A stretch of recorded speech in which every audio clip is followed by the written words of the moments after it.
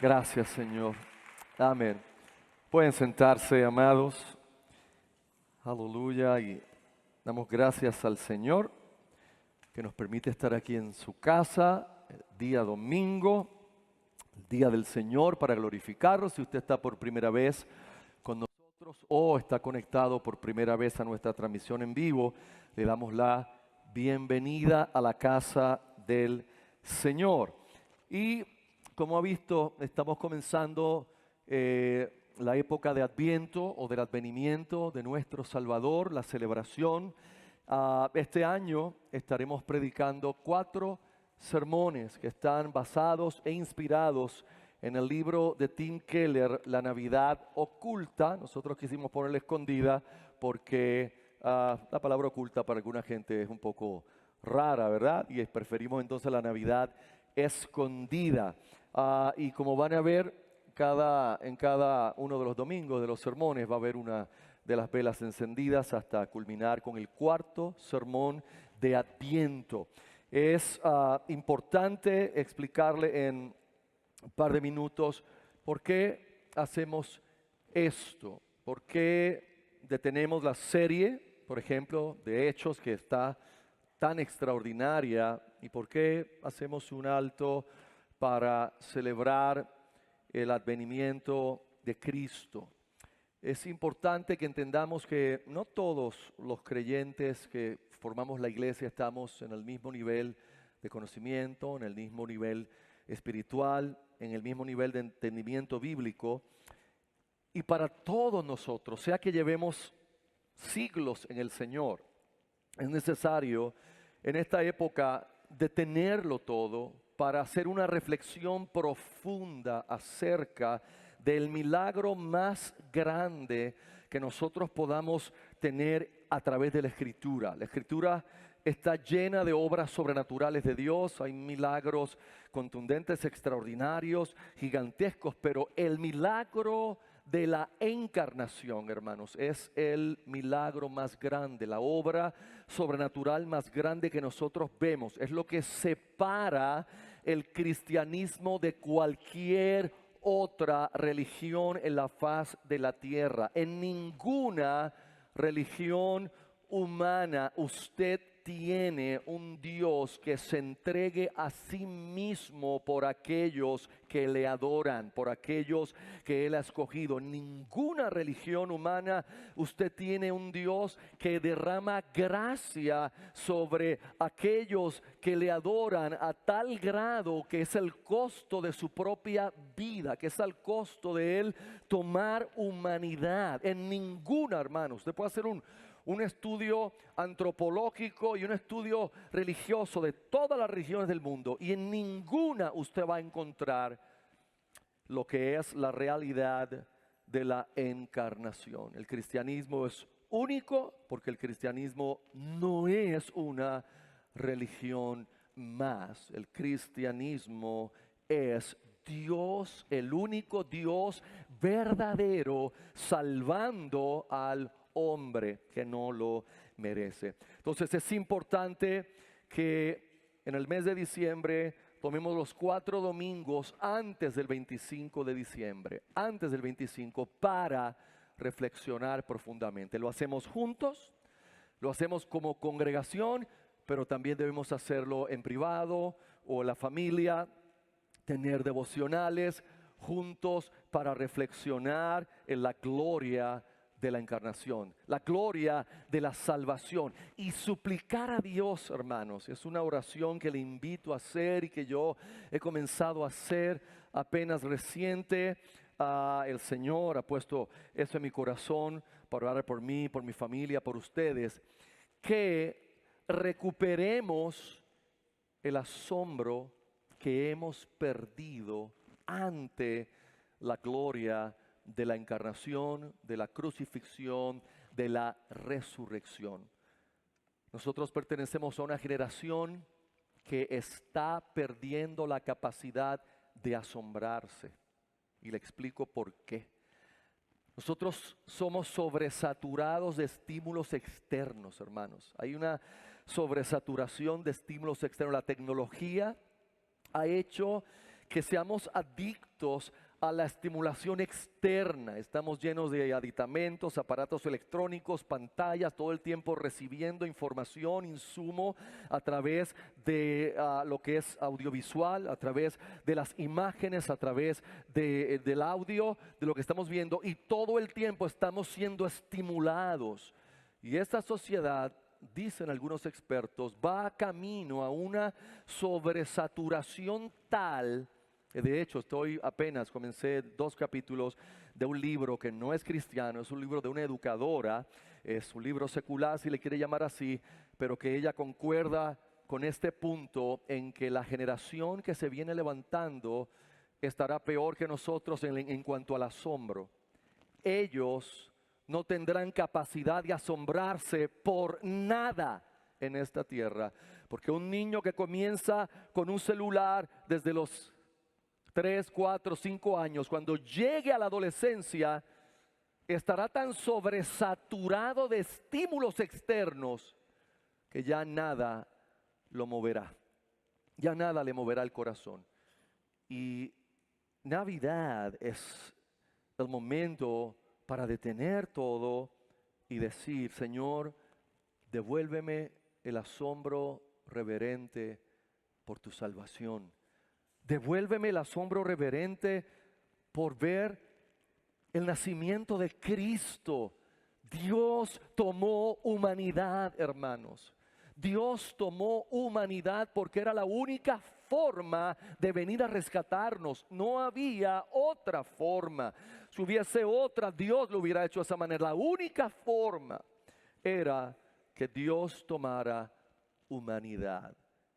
Que tuviéramos en la segunda persona de la Trinidad, quien es Dios, pero también verdadero hombre, y a quien el cielo recibió después de la resurrección en la ascensión, y quien está retenido en los cielos hasta la restauración de todas las cosas que se han hablado por boca de los santos profetas, según dice el libro de los Hechos.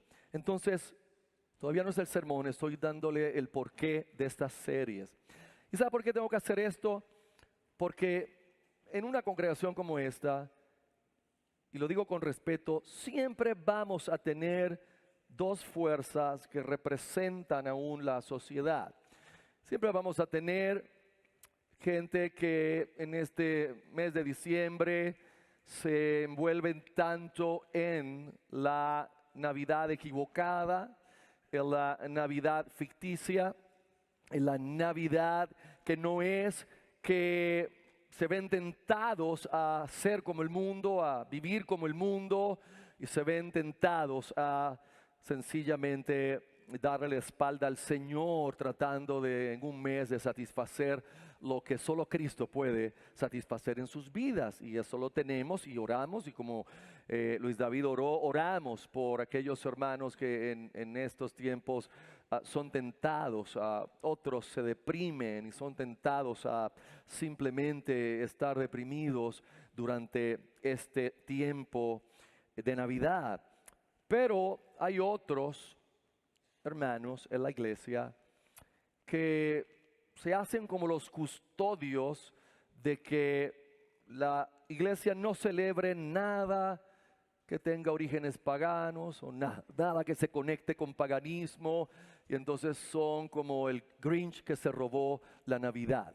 Son los hermanos que no quieren que haya adornos, que no quieren que haya nada que conecte, que no haya luces, que no se regale nada, que no haya celebraciones, que no hagamos nada, porque todo eso está conectado supuestamente hace cientos de años atrás a celebraciones paganas.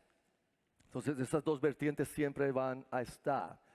Entonces ni una ni la otra debe gobernar la iglesia. ¿Qué debe gobernar la iglesia? La Escritura. Y amados, Cristo nació. No podemos defender el punto que nació en diciembre, porque la Biblia no lo dice. Si nació en junio o si nació en diciembre 25. Nosotros no adoramos el día. Nosotros no adoramos una época. Nosotros no adoramos objetos, ni árboles, ni luces. Nosotros debemos recuperar el asombro reverente de que Cristo nació, hermanos. Debemos pedir a Dios que nos dé, si es posible, lo que sintieron los primeros que lo vieron. Los pastores que fueron y se postraron.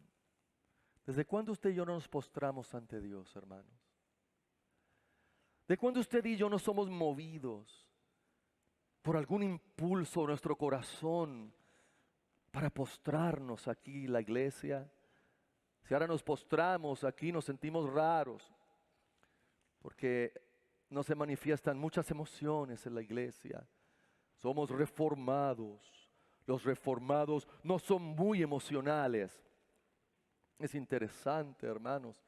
Las emociones son parte de la adoración siempre y cuando no sean desordenadas y no salgan de proporción con lo que es correcto, con lo que es puro, con lo que trae orden a la casa de Dios. Pero nunca Dios nos ha pedido que seamos impasibles, que seamos inmovibles emocionalmente. Nunca se nos ha pedido que retengamos nuestro asombro.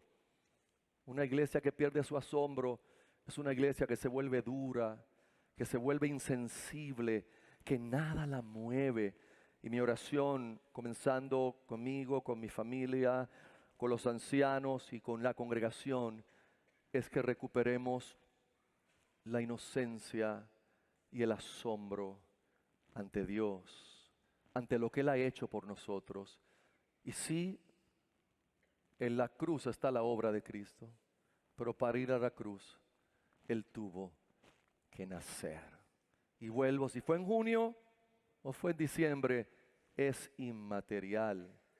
Celebramos el hecho de que Él nació. Y es un hecho. Por eso Mateo comienza su evangelio diferente a otros evangelistas. ¿Cómo comienza Mateo su evangelio? Con una genealogía. Esas genealogías, y no estoy predicando todavía, que nos aburren. Ese es el presermón. Sí, es que si no explico esto, los 4 domingos no tienen sentido. Esas genealogías que nos aburren y fulano engendró a fulano y engendró a fulano y engendró a mengano y a sutanito y a menganita y al otro. Y Mateo cuida de tomar la genealogía de Jesús. ¿Para qué? ¿Para qué, hermanos? Piénselo. Porque esto no es un cuento. Porque nuestros cuentos hermosos, que a mí me gustan y los veo, a pesar de los que dicen que es malo y también demoníaco, pero los veo, los de Disney. Comienzan, once upon a time. Érase una vez, en un reino muy, muy, muy lejano, que había una princesa. Cuando oímos ese lenguaje, ¿qué nos parece? Bueno, esto es un cuento. Mateo no comienza su evangelio diciendo, hubo una vez. Mateo toma la historia de su pueblo. Mateo toma la genealogía que ha sido cuidada y preservada por ancianos, por escribas, y la da como un dato histórico para que se sepa que el resto de lo que va a escribir está basado en la realidad.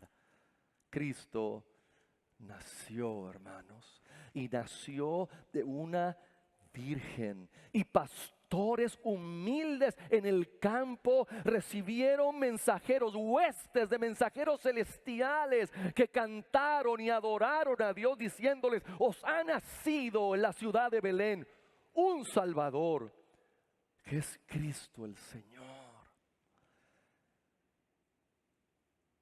Y debemos orar que eso mueva nuestro corazón, hermanos, a asombro. Celebrar Navidad, los cristianos no deben usar la palabra celebrar Navidad. Es más que celebrar. Es asombrarnos en Navidad. Es recordar cada día que Él nació por ti, por mí. Para vivir la vida que usted y yo no podíamos vivir en obediencia a la ley de Dios y cumplirla perfectamente para después enfrentar la muerte que usted y yo merecíamos. Como hay una obra que es famosa en Puerto Rico y vi una vez en un teatro. Esto es desde Belén hasta el Calvario. Esa es la realidad, hermanos.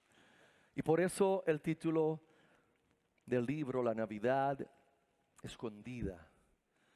Porque hay más en la Navidad de lo que nosotros vemos en la cultura y de lo que nosotros vemos en las tradiciones.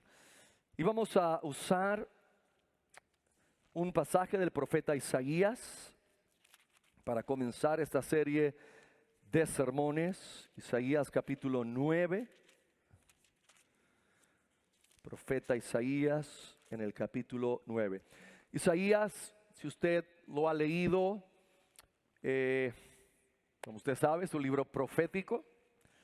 No es una carta de las de Pablo que es fácil de leer y un poco más fácil de entender, porque el lenguaje es más llano, más directo.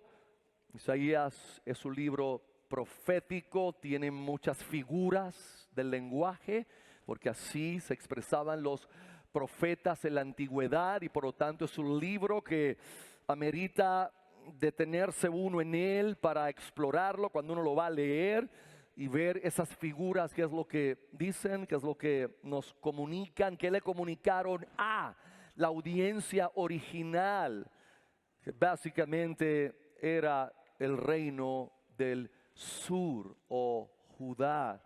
Isaías profetiza al reino del sur y no le está profetizando prosperidad en los primeros capítulos, no le está profetizando cosas tremendas que le van a pasar, no le está profetizando cosas buenas, le está profetizando que el juicio de Dios está por venir a ellos, porque se han corrompido, porque abandonaron la verdadera adoración, porque le dieron la espalda a Dios para irse tras de ídolos, porque se volvieron paganos en vez de adoradores del único Dios verdadero que los creó y los formó como nación. Y si usted quiere ver, Isaías puede ser dividido en dos grandes porciones.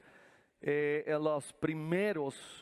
la primera porción, debo decir, capítulos 1 hasta el 39, lo que vamos a ver como una línea o el río principal de iluminación es Dios mostrando su juicio y su carácter santo. Eso es lo que vamos a ver en esos capítulos, y son capítulos fuertes, y le adelanto, y obviamente esto es un sermón de Adviento, pero quiero darle estos para cuando usted lea Isaías, que leer las escrituras proféticas amerita tener algunas herramientas antes, un conocimiento antes, porque los profetas usaban de un tiempo en el lenguaje donde a veces hay cosas que están profetizando que son futuras, pero las dicen como si pasaron.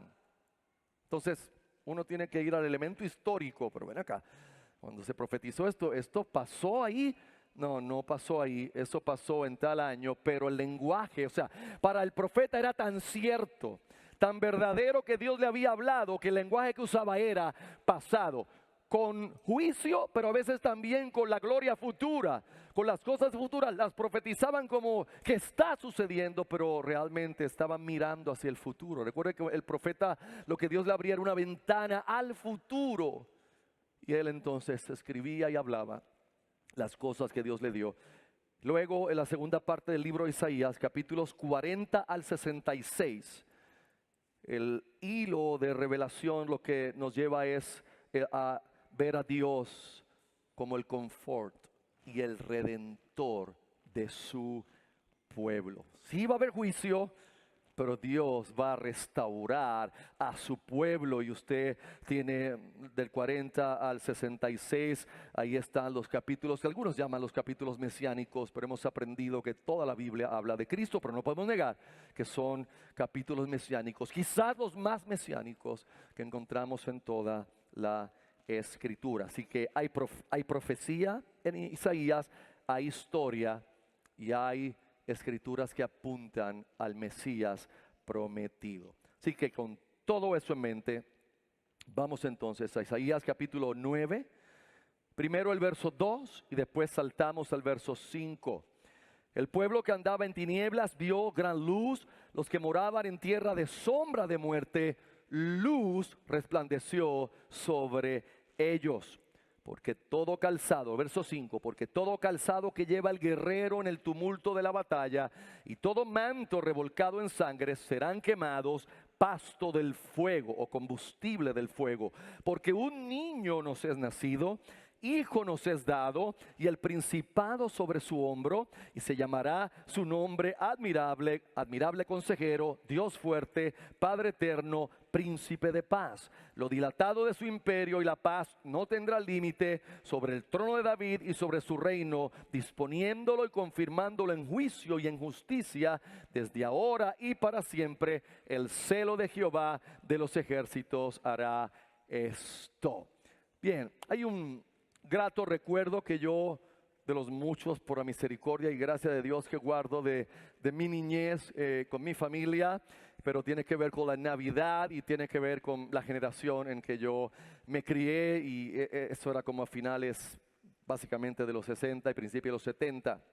Y mi familia siempre en Navidad tenían por costumbre de ir a Santurce y a San Juan, porque las tiendas en aquellos tiempos era todo un espectáculo, las vitrinas que ponían en Navidad, era imitando lo que hacían las tiendas en Nueva York, lo que hacían allá, pues obviamente ya tú sabes que lo que hacen allá repercute acá. Y entonces tiendas que ya no existen, y para, ¿verdad?, los millennials que están aquí, para los jovencitos que están aquí no tienen sentido, como González Padín, era una de las más maravillosas que ponía sus vitrinas. Entonces yo teniendo 7, 8 años, ir con mi familia a ver las vitrinas, y se movían, había maniquíes que se movían y muñecos que se movían, y eso para mí, hermanos, para un niño de Carolina, que en aquel tiempo la capacidad de asombro era mucho más grande porque no teníamos acceso a tecnología. Lo más asombroso que yo tenía, que eran mis Big Jim, mis G.I. Joes, jugando con ellos, era lo más asombroso que yo tenía.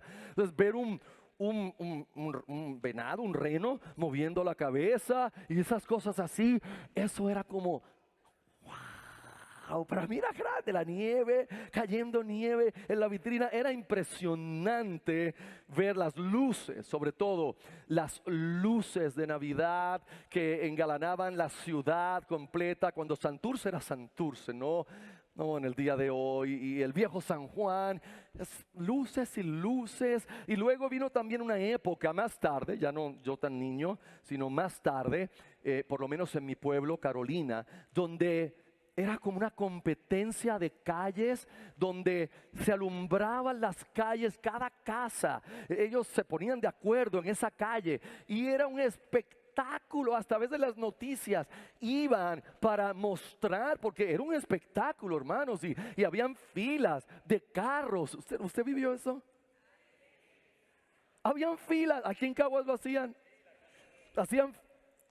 Aquí todavía tenemos la estrella, ¿verdad? Pero hacían filas, y a veces hasta para sacar para la luz entre todos los vecinos vendían cosas, y había por allí chinchorreo. Es impresionante lo que pasaba en esas tiendas, en esas calles, la New York Department Store. ¿Alguien compró la New York Department Store? Velasco. Es de Velasco.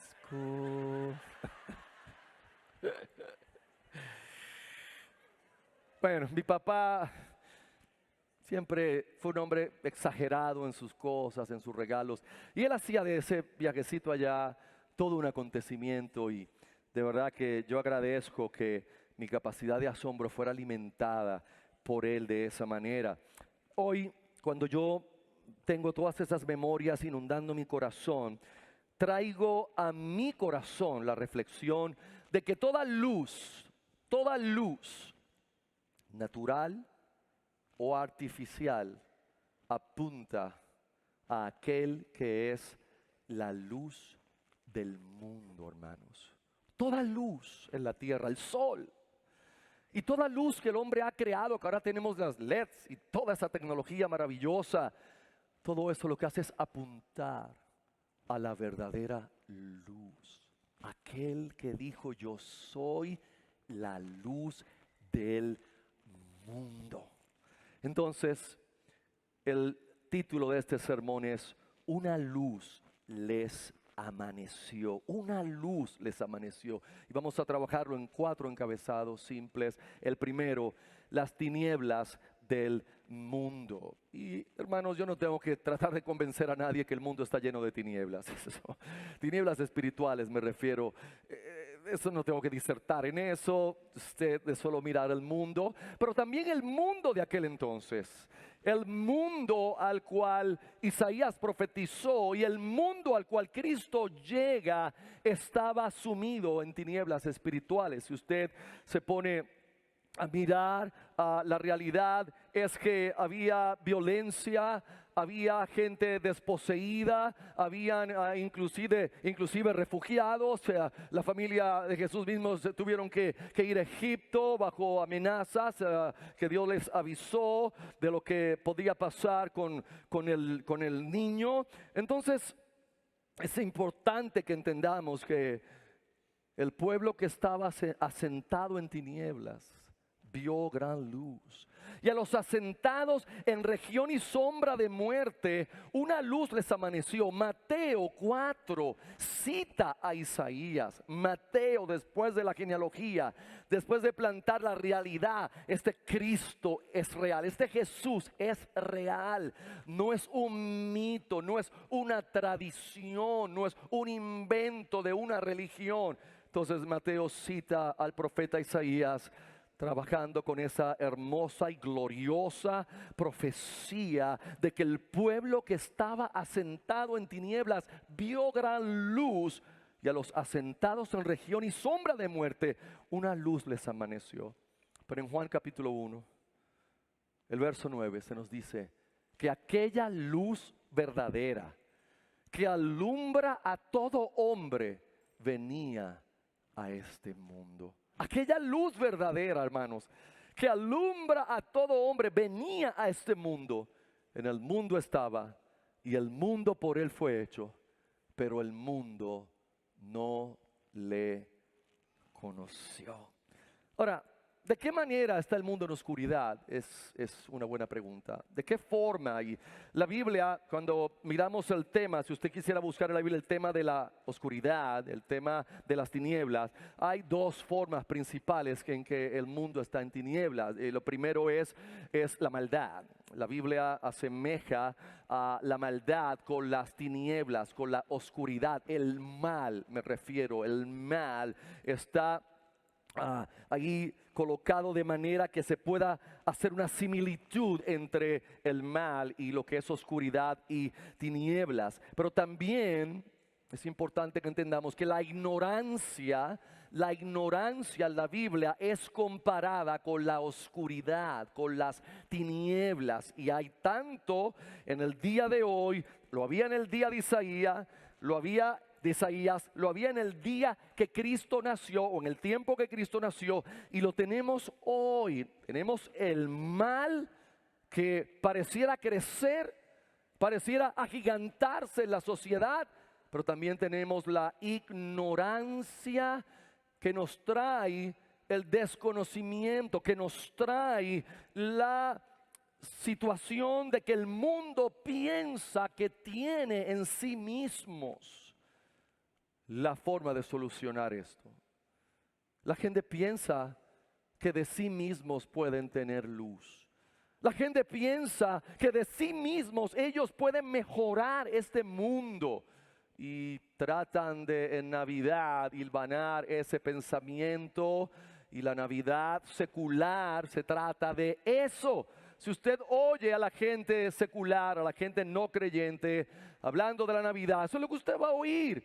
Usted los va a escuchar decir cosas que parecen bonitas y que son bonitas, como que nos debemos unir, como que Navidad es un tiempo de amor, es un tiempo de compartir, es un tiempo de familia, y que si todos nos esforzamos y nos unimos, haremos de este un mundo mejor.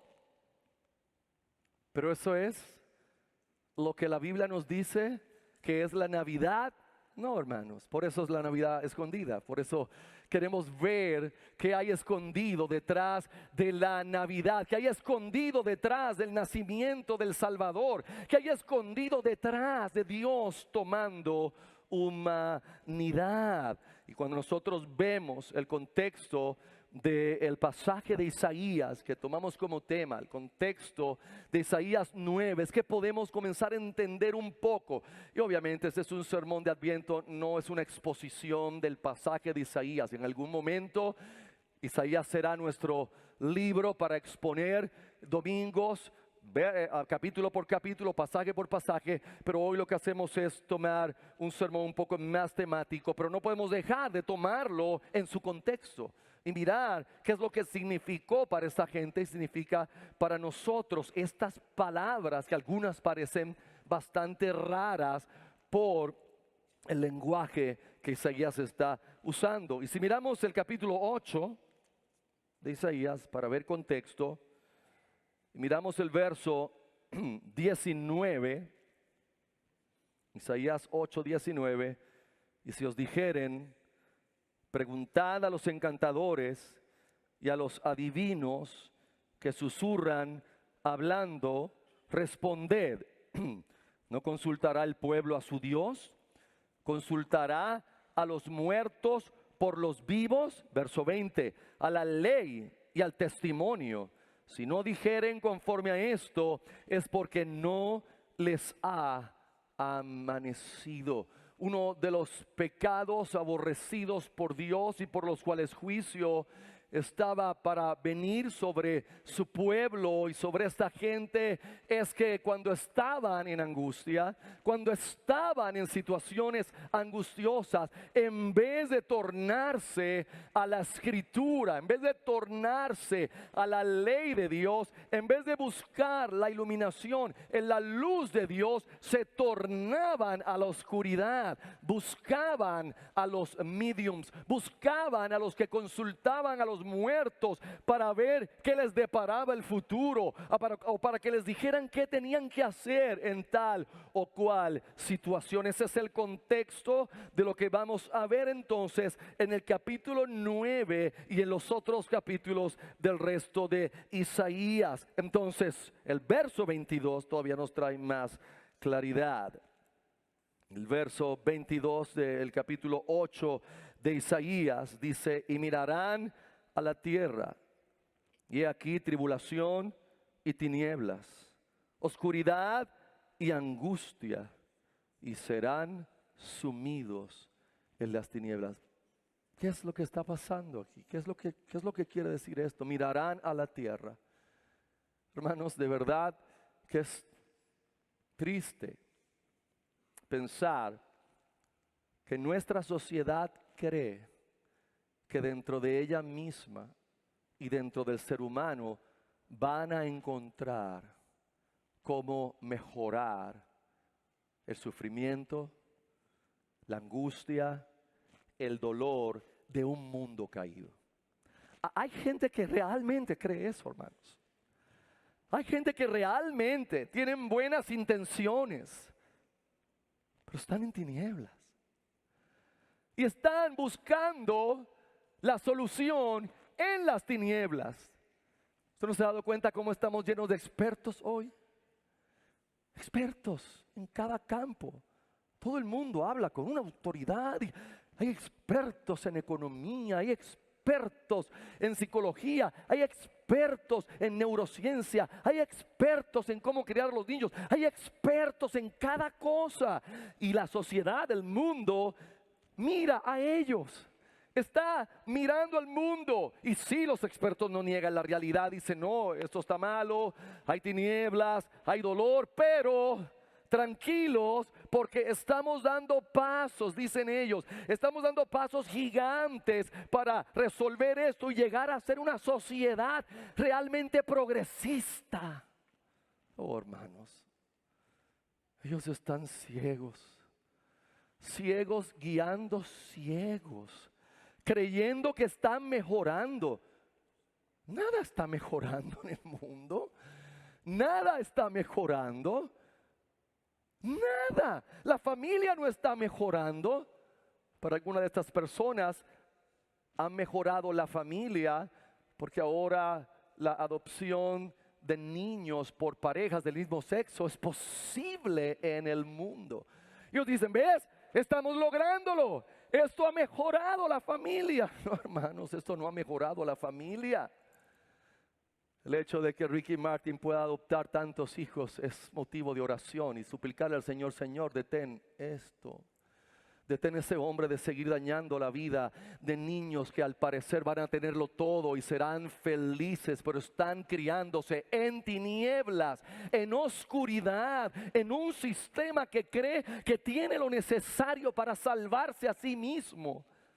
Porque están ciegos, están totalmente ciegos. Entonces, ahí es que viene nuestro segundo encabezado. Veamos la crudeza de la Navidad. Vemos la realidad de la Navidad. ¿Qué es este mensaje del nacimiento que la Biblia tiene? Es ese mensaje, un mensaje sentimental, solamente lindo para villancicos, los cuales a mí me encantan. A mí me encanta cantar villancicos y canciones, himnos de Navidad. A mí me encanta, y estos muchachos no tocan más himnos de Navidad. El Señor los ayude, les dé gracia. Hermanos, el mensaje de Navidad, el mensaje del Evangelio, el mensaje de la Biblia no es que si todos nos unimos y nos amamos, vamos a poder transformar este mundo y llevarlo a ser uno de paz y unidad. No, ¿saben qué? El mensaje de la Navidad es exactamente lo opuesto. Exactamente lo opuesto. El mensaje de Navidad es este: que la humanidad en tinieblas no puede salvarse a sí misma, y que Jesús vino como la luz del mundo porque nosotros estábamos tan sumidos en tinieblas y tan ciegos espiritualmente que no había manera que encontráramos nuestro camino, y la luz tenía que amanecer, la luz tenía que venir a la tierra, la luz tenía que alumbrarnos, si no, no hay salvación posible, amados. El mensaje de Navidad es este, hermanos, que el Verbo se hizo carne, que Dios tomó humanidad y murió en nuestro lugar. ¿Por qué? Porque nosotros estábamos tan podridos, tan arruinados espiritual y moralmente, que la única forma de ser perdonados por un Dios santo, santo, santo y perfecto, es que alguien tomara nuestro lugar. Es que alguien sufriera la condenación por nosotros. Es que alguien tomara la ignominia, la vergüenza, la culpa, el dolor, el quebranto que causa el pecado en nosotros los seres humanos. Y ningún hombre podía hacerlo. Y como ningún hombre podía hacerlo, Dios tomó humanidad. Oh, hermanos, si eso no mueve a un cristiano, cuando digo mueve, no es que uno tenga que hacer cosas externas, pero si eso no mueve nuestro corazón, alabar a Dios, entonces no sé qué nos moverá. Porque este es el mensaje, esta es la realidad, que Jesús entregó a sí mismo por nosotros, y que ahora nosotros debemos, por lo tanto, entregarnos a Él. Cuando le escribe Pablo a los Corintios en la primera carta, en el capítulo 6, y les dice: ¿o no sabéis que vuestro cuerpo es templo del Espíritu Santo que está en vosotros y que es de Dios? Que no sois vuestros. Esa es la realidad de lo que Pablo presenta. Nuestro cuerpo es templo del Espíritu Santo, nos ha sido dado por Dios, y que no sois vuestros, porque habéis sido comprados a precio de sangre. Glorificad a Dios, hermanos, en vuestro cuerpo y vuestro espíritu, y ambos nos han sido dados por Dios. El mensaje de Navidad es que el pueblo que andaba en tinieblas le amaneció gran luz. Y si usted mira el contexto de Isaías, esa luz no podía provenir de ellos mismos. Es una luz que viene de afuera. Es una luz que brilla sobre ellos. La luz les amaneció, vino sobre ellos. Porque de nosotros ninguna luz puede salir. Las tinieblas no pueden producir ninguna luz. La luz vino fuera de este mundo. Por eso en Juan 8, otra vez Jesús habló diciendo: yo soy la luz del mundo. El que me sigue no andará en tinieblas, sino que tendrá la luz de la vida, hermanos. Porque lo glorioso del Evangelio no es que seguimos cosas. Lo glorioso del Evangelio y de la vida cristiana verdadera no es que seguimos conceptos teológicos, no es que seguimos preceptos, no es que seguimos cosas que hacer y otras que no hacer, no. Es que seguimos a una persona. Es que Él es la luz.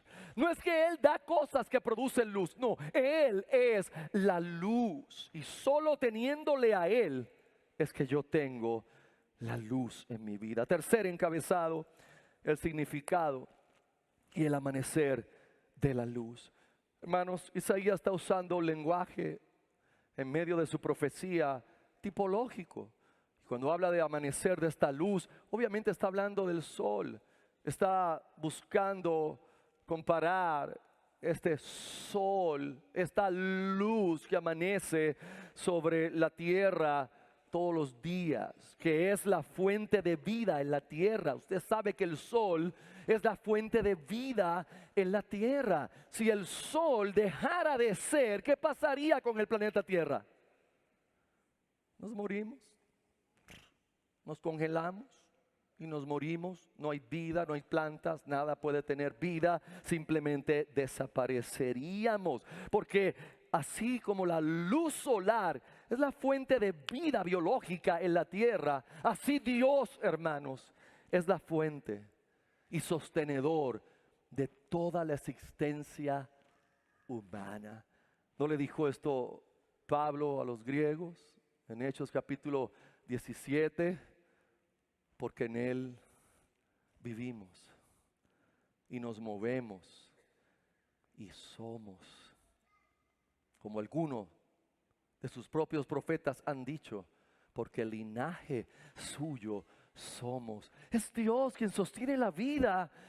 En ese sentido, la propia vida del sol. El sol existe por causa de Dios, y Dios sostiene la vida de todo ser humano y de toda criatura. Si Dios no sostuviera esa vida, se desplomaría, se desintegraría en el mismo momento. Y esa verdad no solamente es simplemente del cuerpo físico, esa verdad también es del alma. Dios sostiene toda alma en la tierra. Pero la Biblia es clara en que el pecado trajo una separación entre Dios y el hombre. Que el hombre perdió la relación original, plena y correcta que teníamos con Dios allá en Génesis capítulo 3, versos 1 hasta el 24. Y esa es la razón por qué hay tinieblas en la tierra. Y esa es la razón por qué esas tinieblas que experimentamos primero nos trajeron muerte espiritual, separación de Dios, pero eventualmente nos traerán muerte física. Todos los que estamos aquí, si Cristo no ha regresado, nosotros vamos a morir. Pero esas tinieblas también fueron las que trajeron en este mundo caído y la perdición que experimentamos.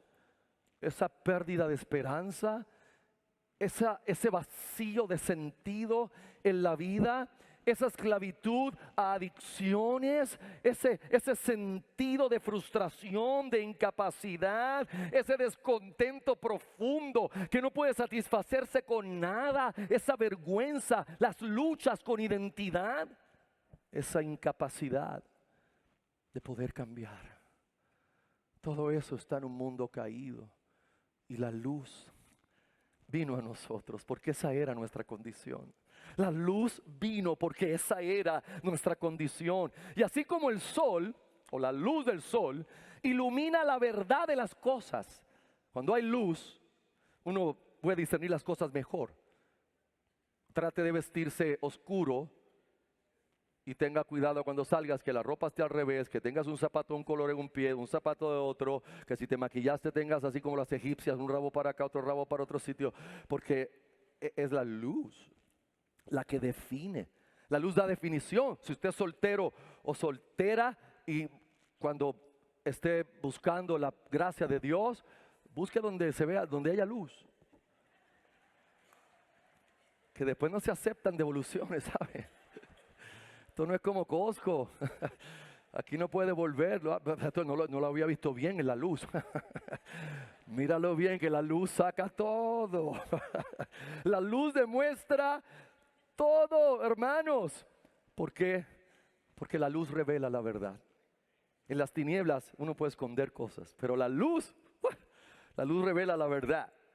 Mi mamá, cuando yo me criaba, siempre me mentía si yo le decía, "Oye, esto tiene algo aquí como una mancha". Me decía, muchacho, de noche todos los gatos son prietos.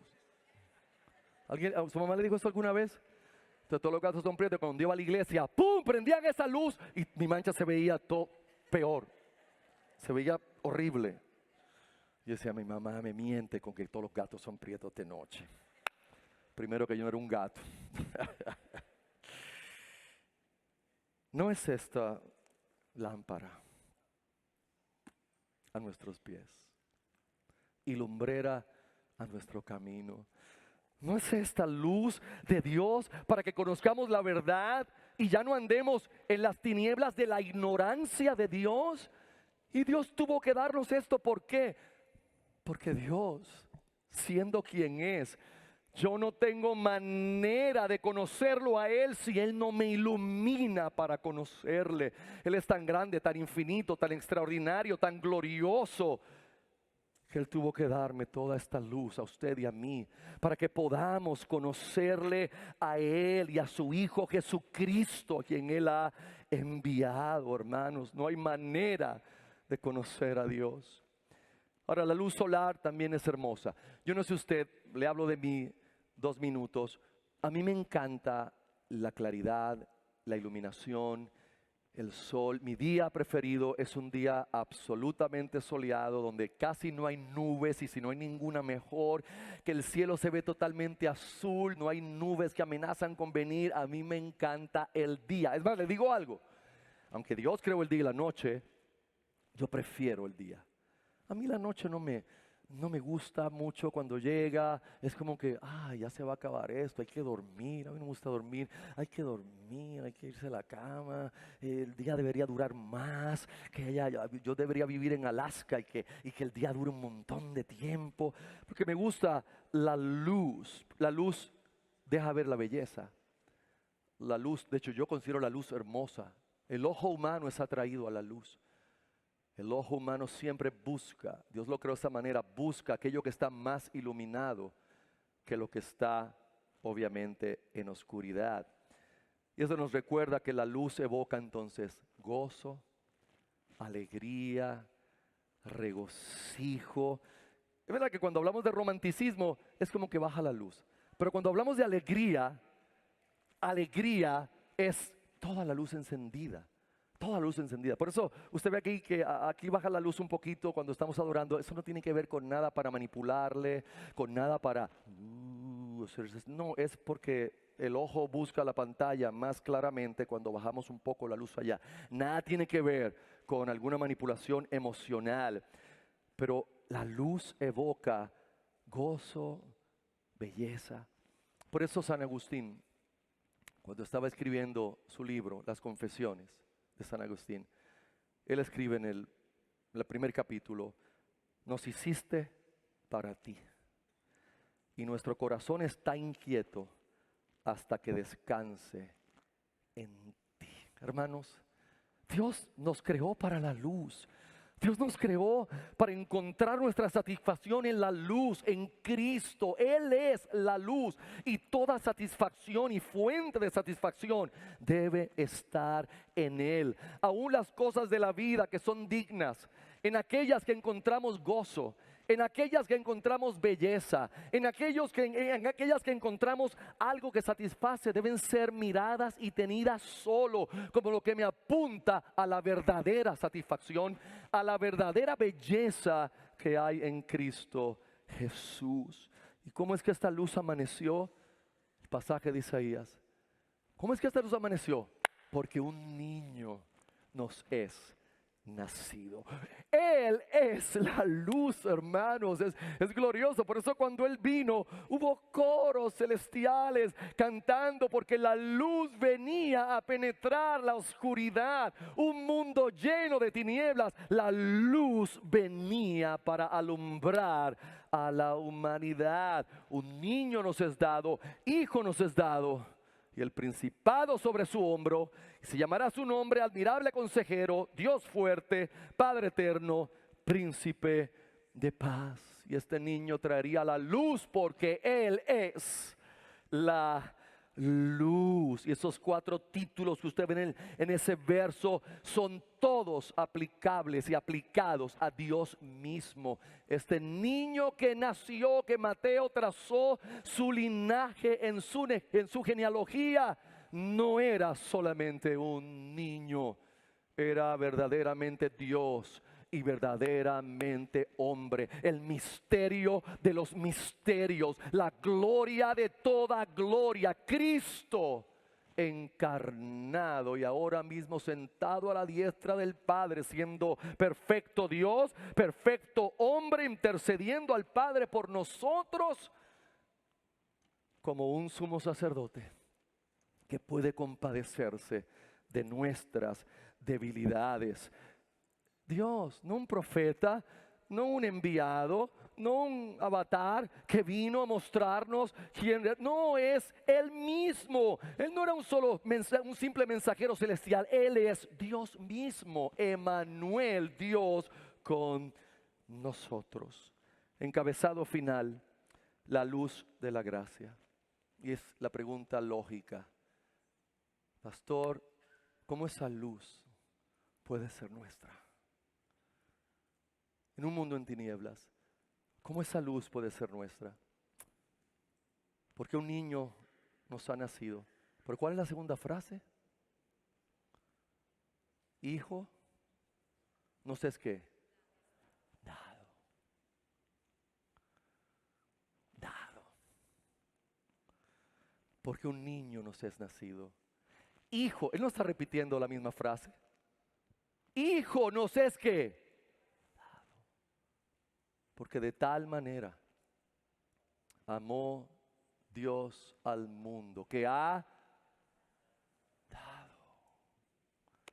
Oh, hermanos, si eso no asombra el corazón de un cristiano, ¿qué nos va a asombrar? Estas imágenes literarias apuntan a que la victoria sobre las tinieblas no es por nuestra fuerza, no es por nuestro esfuerzo, no es por nuestra ejecución, no es nuestra la batalla. Oh, es glorioso, hermanos. Es glorioso. Y hay un lenguaje aquí en el verso 6.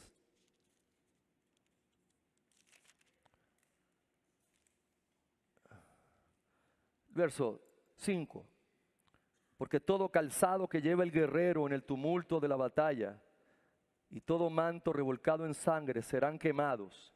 Pasto del fuego significa combustible para el fuego. Esta figura literaria lo que está diciendo es todas las parafernalias de guerra. Todas las parafernalias de guerra lo que van a servir es para alimentar la hoguera, para alimentar el fuego. ¿Por qué? Porque la salvación no es nuestra, porque no la ganamos guerreando y batallando, porque los soldados pueden descansar en la paz que ahora el guerrero, el Salvador ha venido, la luz ha venido y solamente tengo que recibirle, no tengo que ganarlo. Yo sé que alguien diría, ¿tan fácil, pastor? ¿Tan fácil? No, fácil no. Gratuita, sí, pero fácil no. Porque nuestro corazón, amados, es tan arrogante, nuestro corazón es tan vanaglorioso, nuestro corazón está tan lleno de justicia propia, que solamente Dios, iluminándolos con su luz, puede hacernos entender que yo no tengo que trabajar por esta salvación, que yo no tengo que merecerla, que yo no puedo merecerla, que yo no tengo que ganarla. Y le digo la verdad, aún regenerados, aún llenos del Espíritu, luchamos con el entendimiento de nuestra ejecución. Todos los días luchamos.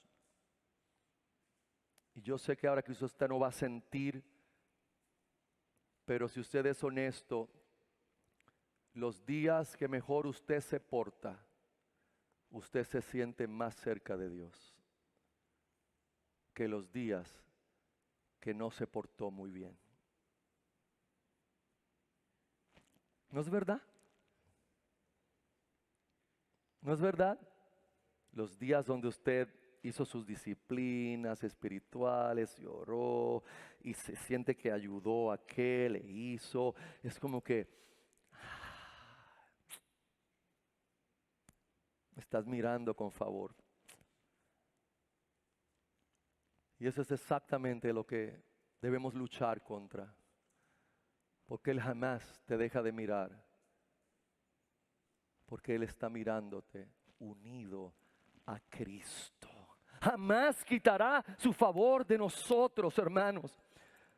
Aceptar el regalo del Evangelio y de la Navidad es admitir.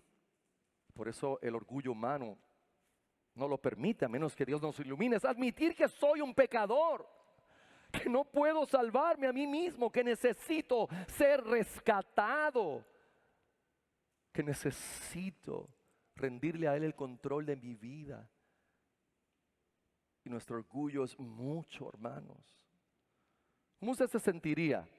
No se vaya a ofender, pero me encantó esto que puso el escritor en algún sitio.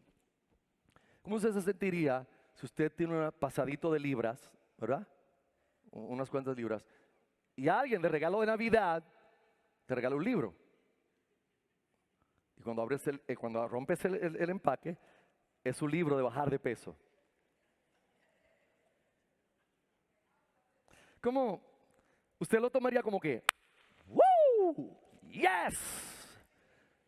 No. Usted tendría que tragarse su orgullo y entender, ya de esto me hace falta.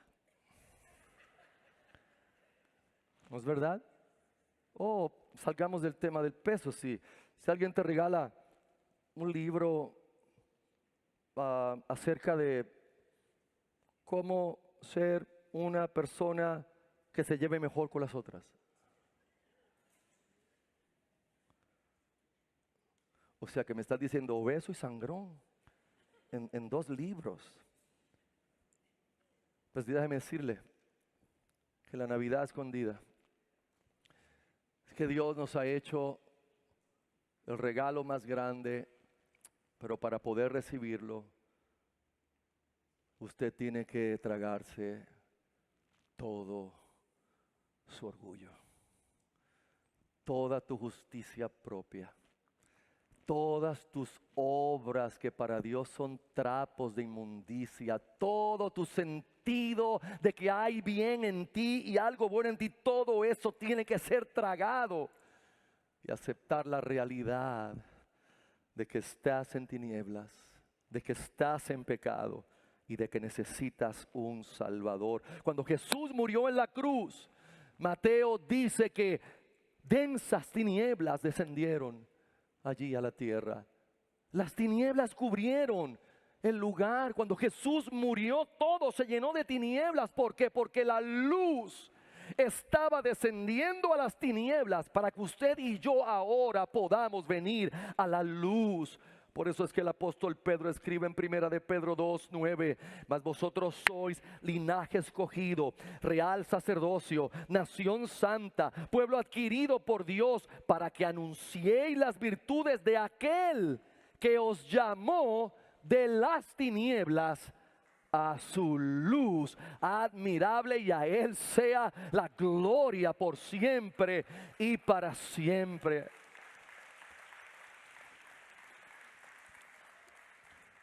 Tomo unos minutos para leer una reflexión tomada de la introducción de este mismo libro y que podamos reflexionar, realmente repasar el sermón, tener un momento antes de irnos afuera.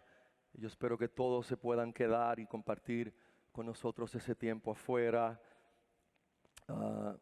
comer juntos y hablar y dialogar de estas cosas que hemos hablado.